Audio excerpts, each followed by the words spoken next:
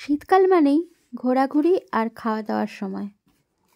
তাই শীতকাল অনেকেরই খুব প্রিয়, আবার অনেকে যারা খুব শীতকাতুরে হয় তাদের কাছে হয়তো শীতকালটা খুব একটা ভালো লাগে না। হ্যাঁ বন্ধুরা, ঠিকই ধরেছ, আমরা চলে এসেছি একটা পেট পুজো মেলায়। কেমন আছো বন্ধুরা? সীমাকি ওয়ার্ল্ডের সবাইকে স্বাগত নতুন একটা ভিডিওর সাথে। কাছে দূরে যে যেখানে আছো সবাইকে জানাই অনেক অনেক ভালোবাসা। আর সবাই বন্ধুরা ভিডিওটি দেখার আগে অবশ্যই একটা করে লাইক করবে, কমেন্ট করবে, আর বেশি ভালো লাগলে একটা করে শেয়ার করে দেবে। আর অবশ্যই যারা নতুন এসেছো তারা বেল বাটনটা অল করে দেবে। ভিডিও যখনই আমি দেব তাহলে সবার আগে তোমাদের কাছে পৌঁছে যাবে।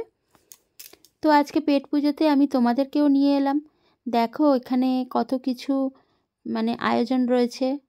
আমি তো কিছু কিছু জিনিস টেস্ট করেছিলাম, তবে এত বড় আয়োজনের মধ্যে তো আর সব কিছু করা সম্ভব নয়, কোনো মানুষই পারবে না। তো প্রথমে মেলাটা একটু ঘুরে ঘুরে তোমাদের দেখাই। পেট পুজোর আয়োজন রয়েছে, মেলাটার নামই পেট পুজো। তা এখানে কিছু সাংস্কৃতিক অনুষ্ঠানও ছিল, দেখতেই পাচ্ছ। খুব বিশাল বড় জায়গা নিয়ে হচ্ছে তাও নয়, আবার খুব যে ছোটোখাটো তাও নয়। মোটামুটি কিছু মানুষ সেখানে দেখো এখানে বসে প্রোগ্রাম দেখছিল, সেজন্য চেয়ার পাতা রয়েছে। আর কিছু বিশিষ্ট মানুষজন তাদের বসার জন্য এই বসার জায়গাটি রয়েছে। এই দোকানটার পাশে দেখলে চেয়ার পাতা রয়েছে, ওপরে সেট করা রয়েছে ওইখানে। আর এখানে তো দেখতেই পাচ্ছ পিঠে পুলির আয়োজন হয়েছে, বিভিন্ন রকমের দোকান বসেছে, কি মোগলাই কি চাইনিজ, বিভিন্ন রকমের যে যেটা পছন্দ করবে সে সেটাই খাবে। আর শীতকাল মানে তো পিঠে পুলি এগুলি থাকবেই। ঢাকাই পিঠের দোকান দেখতেই পাচ্ছ তোমরা। এখানে দেখো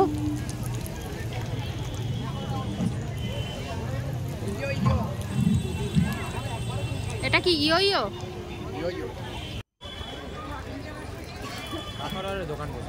এরপরে আমি পরবর্তী শিল্পীকে মঞ্চে ডেকে নেব। দেখতে পাচ্ছ আচার, শিল্পী তারপরে পাঁপড়, বিভিন্ন রকমের বড়ি আছে সঙ্গে। ভট্টাচার্য, অর্ণব ভট্টাচার্য সম্বন্ধে যাই বলি না কেন সেটা কম পড়ে যাবে, কারণ অর্ণব ভট্টাচার্য এখন শুধু বেহালার একজন গর্ব নয়, আন্তর্জাতিক খ্যাতি সম্পন্ন একজন বিভিন্ন রকম বস্ত্রের সম্ভার ছিল, শীতের পোশাক, বিদেশে কিছু শাল, বিভিন্ন জায়গায় বিভিন্ন কনসার্টে তার অনুষ্ঠান পরিবেশন করছেন। আমাদের ভাবতে ভালো লাগছে, একটু দাঁড়িয়ে দেখছিলাম যে তিনি খুব যে ভালো বা খুব যে মন্দ সেটা বলবো না, তবে পছন্দসই জিনিসও ছিল। শিল্পী শুধু তাই নয়, অর্ণব ভট্টাচার্যকে মঞ্চে ডেকে নেব।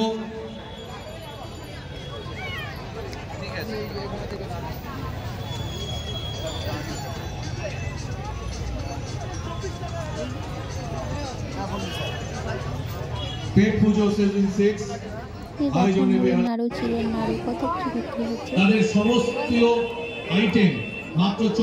আমরা এখানে ওয়েট করছিলাম একটা দোকানে চা খাবো বলে।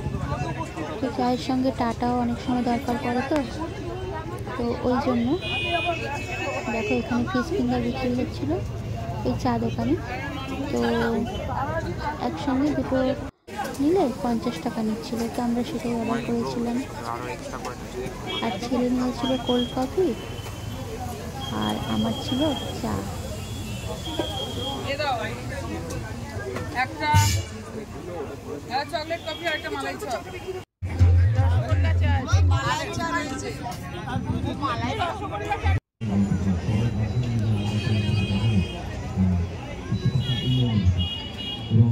আসলে ছেলে প্রথমে কোল্ড কফির জন্য ওখানে বলেছিল, কিন্তু ওরা কোল্ড কফিটা দিতে পারেনি। তারপরে এমনি নর্মাল যে কফি হয় সেই কফি ওরা দিয়েছিল। তো যাই হোক, আমি বললাম অন্য কোথাও খেয়ে নিবি। এখানে কচুরি বিক্রি হচ্ছিল, কড়াইশুঁটির কচুরি।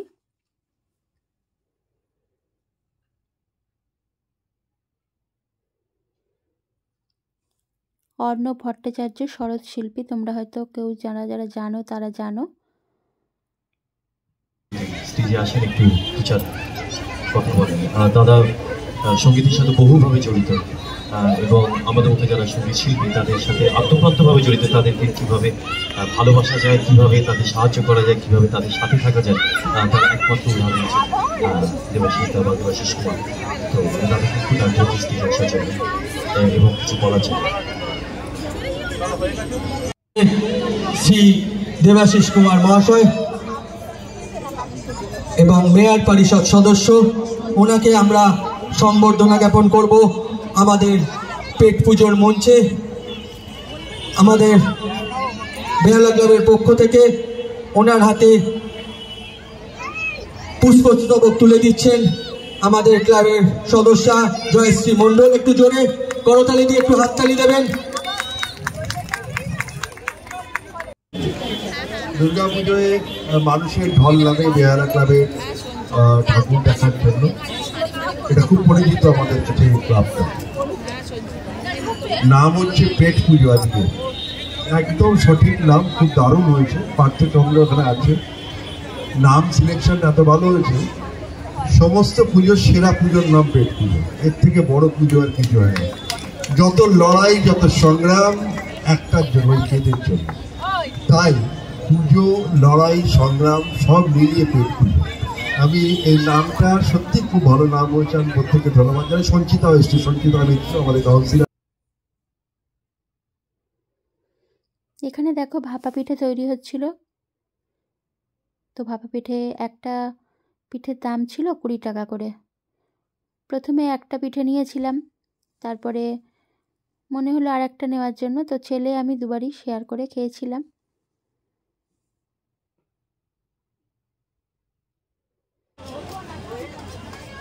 পরে ছেলে দেখো নিজে মোমো কিনতে গেল এখানে। আমি আর খাইনি, তবে এক কামড় দিয়ে টেস্ট করে দেখেছিলাম কেমন করেছে। মোটামুটি যেমন হয় সচরাচর কলকাতায় যেমন মোমো হয়, দার্জিলিংয়ের মতো অত মোমো করতে পারবে না এখানে, তো সেরকমই মোমোর টেস্ট। যাক বন্ধুরা, আজকে ভিডিওটা এই পর্যন্তই। তোমরা সবাই ভালো থেকো, টাটা।